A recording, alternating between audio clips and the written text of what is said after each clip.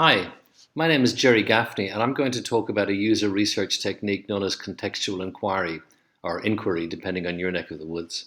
When I'm talking to clients, I generally use the term site visits. Contextual Inquiry can be considered as three parts.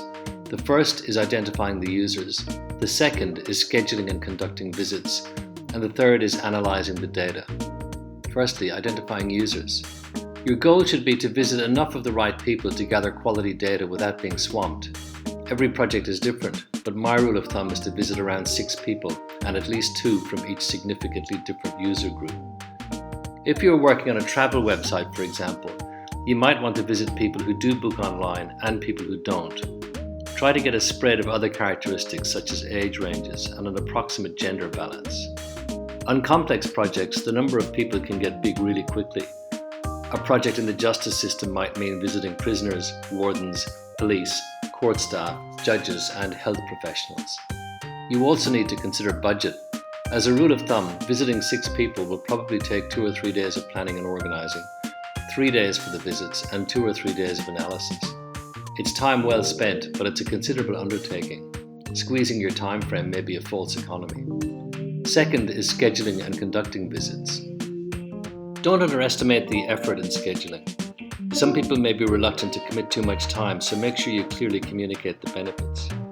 Generally, a 1-hour visit is likely to be acceptable, particularly if people understand that what you are doing will make their life better.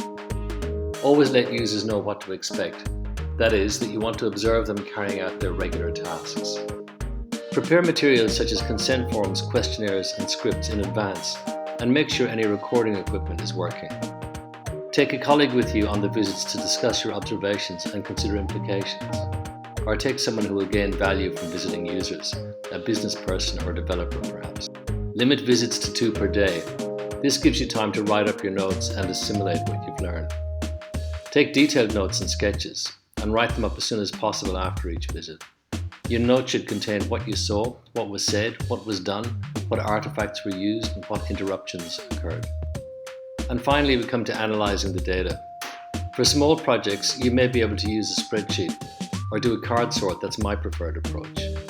For large data sets, you can use programs such as InVivo or Deduce, although these have a steep learning curve. Optimal Workshop's new tool, Reframer, may be worth checking out. You may want to create personas or scenarios to communicate what you found.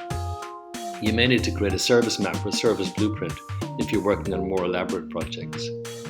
The main thing is to ensure that the data you gathered is mined for your immediate needs, communicates well to stakeholders, and is retained for future reuse.